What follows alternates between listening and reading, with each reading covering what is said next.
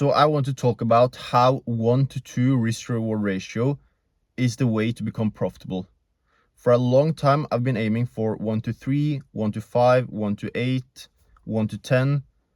And I thought that that's the secret to becoming profitable. But the thing is, the market often punishes people who hold too long. And it's really simple once you understand how the market works.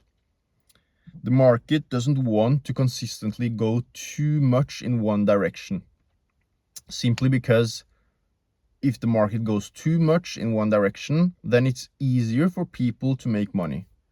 The more it goes in one direction, the easier it is for inexperienced people to make money in trading. And if it goes a bit in one direction, sweeps some liquidity there, then it reverses, goes down in the other direction, then it's harder, the skill gap increases.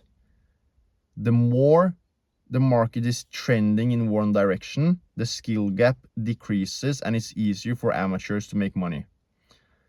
So that's why the higher risk reward you have, the more difficult it is for you. And people say trading shouldn't be fun, but I agree to some extent. But the thing is, if you're waiting like 2 weeks for the perfect 1 to 5, 1 to 6 setup, and it goes like 2-3% in your favor and then it reverses, then trading is going to become really frustrating. And you're like, why am I even doing this? While other traders who aim for 1 to 2 risk reward may have 3 setups that week, and they may win 2 times and lose once. So the thing is, the less risk reward you have, the higher win rate and the more frequency you're going to have. Again, trading is really up to you. Some people like swing trading, some people don't even like trading, they like investing, like in 10-20 years. Like, you have to find out what works for you. Obviously, for some people, that 1 to 6 once a week, or like once every 2 weeks, that's perfect for them. Like, they love to trade that way. Perfect, do that. But if that's not you, then I would suggest lowering your risk reward to 1 to 2 and trying to get more frequent setups. So, and even if you trade 1 to 2, I would even sometimes suggest you take a partial before it hits 1 to 2 at some point, like some liquidity pool, something. Take a partial, break even, let the rest run.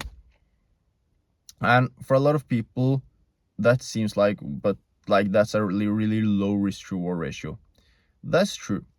But if you really know what you're doing, that's actually going to become profitable for you.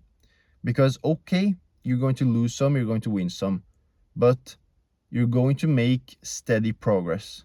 Like, I'm not promising you to make I'm not even promising you 2 to 3% a week.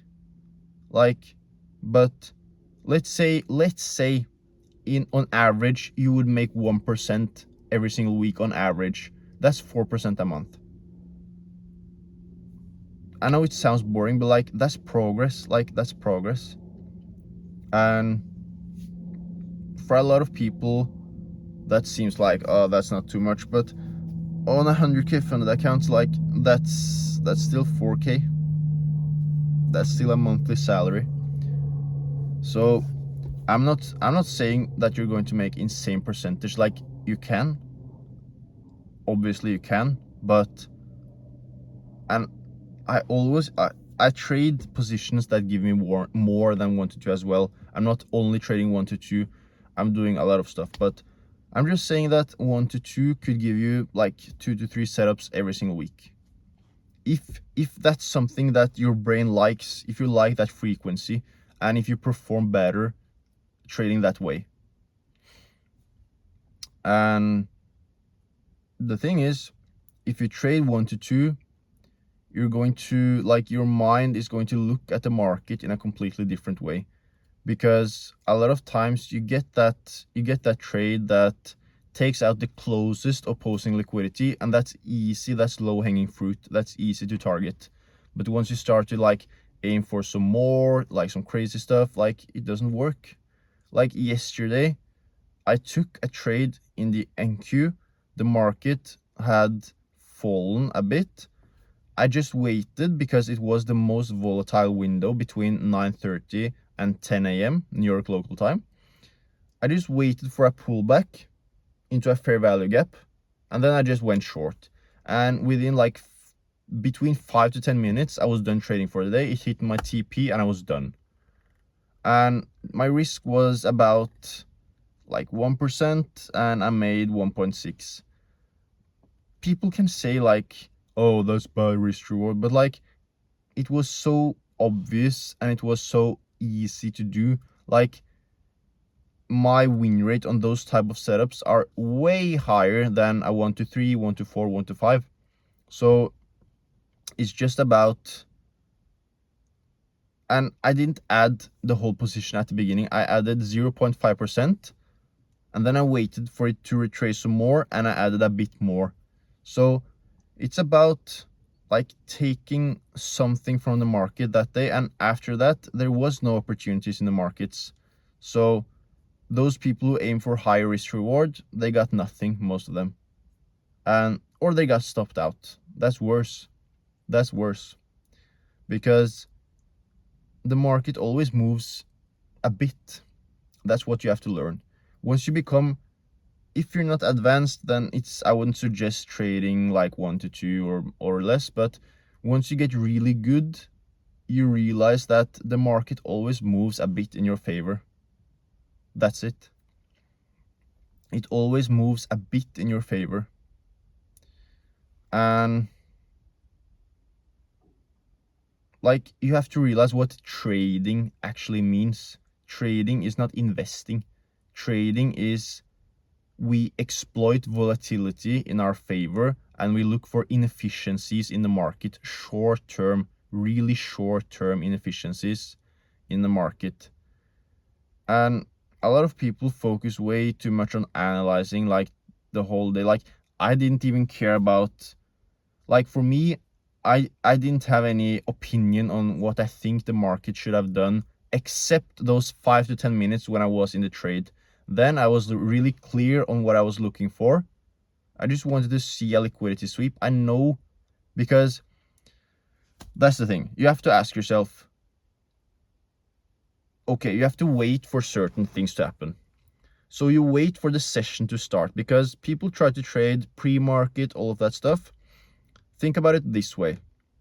Like, you have a casino, you're going in there, and it looks like you have some opportunities, but that's just bait. Like, that's not the main course. That's just a bait they throw around to make people bite.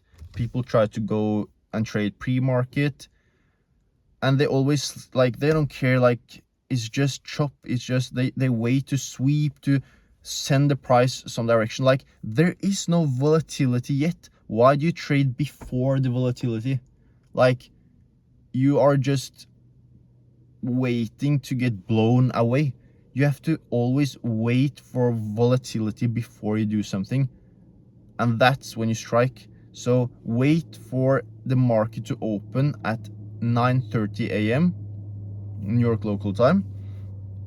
Wait for it to open, then wait for the market to lay out its bait.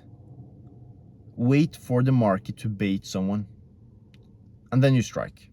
So for example, yesterday the market had fallen a lot, then it opened, and so it's really simple. It's 1 plus 1. The market opens 9:30, and then I know that we have high impact news 9:45. So that's obvious. I don't do anything before high impact news, so hands off. Like, that's simple. You don't have to be smart to do that. So you take this step by step. So market opens 9:30. News 9:45, don't touch anything. The news hits, and then I see the market forming a market structure shift on the 1 minute to the upside, and a fair value gap. For me, I know that that tells me that a lot of people who have studied ICT, SMC, they are going long. They are going long. But the thing is, why? Why is the market giving this market structure shift? To bait people, right? To bait people. You can't trade like everyone else. I know that they're baiting people, so I wait for that market structure shift, and I wait for the market to go and give that market structure shift and go a bit up. Then I know that they're going to fade this move, because this is the first move after the market has fallen a lot. The market just doesn't just fall that much and then give a 1 minute market structure shift and then boom, go to the upside. That rarely happens. That's like, nah. The trend is your friend. The trend is your friend. So I know that they're trapping people. So there has been no traps before this moment. This moment, I know that they have put in a trap. You always have to ask yourself before you take the trade, who is the next victim? And if you're in pre-market taking some stupid position, then, and you can't answer who is the next victim, then it's you. So I know that the next victim are the people who just went long and have their stop loss at the swing low. So I go short 1 to 2 and I target their stop loss. Hits within 5 to 10 minutes. I'm done for the day. I don't care what the market is doing next. I don't know what the market's going to do next. I have no clue. I'm not smarter than you. Like, I'm not any smarter than you. I don't know. I'm moving on with my day. Like, I went home, had some food. Like, I don't care. And then the market didn't do anything. It just chopped around. There was no more opportunities. There was no more next victim. There was no more traps, no more volatility. That was the only possibility. That's how you need to think. Not this ICT concept gives me a market structure shift and a fair value gap, therefore I should go long. Like, that's just theory. That's just a concept, but you don't know how to apply it because you don't have any understanding of the market. You always have to understand the market first, then you can use these concepts if you like. You don't have to. But these concepts in themselves mean nothing. You have to always understand the market. And I actually use these concepts against people the same way people use liquidity against what they call retail traders. I use ICT concepts, SMC concepts the same way because everyone knows about them. So I use that against people as well. I'm like, they're laughing at people who have their stops at the liquidity pool, but then it sweeps liquidity, it makes a market structure shift and a fair value gap, then I'm laughing at them again. And then smart money is laughing at me again. So like, that's the cycle. Like, you always have to find some sort of prey. And if you can't find a prey in the market, then you shouldn't hunt. If you're interested in how I trade my daily market analysis, which days are high probability, which days are low probability, there's a Discord link in the bio. And I try to really help everyone to teach how to trade this way because I haven't seen many gurus trade this way. Like, I'm focusing on like outplaying other participants in the market and using their emotions, their psychology against them. Like, oftentimes I don't even think about the technical analysis even, because I just know that people are trading this way and I'm going to use that against them. That's it. Good luck.